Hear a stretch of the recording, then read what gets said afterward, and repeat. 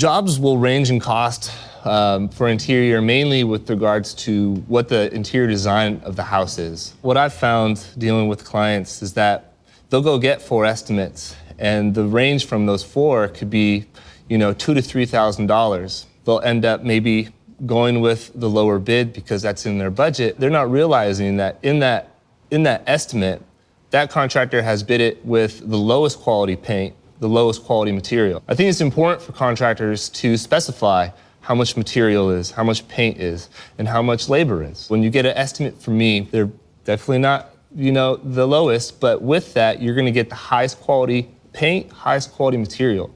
And then if it's above budget, we can work from there. Just personally, that's kind of what I want, and that's what I do. So you can see the total cost breakdown, and you can do the math to figure out our hourly rate.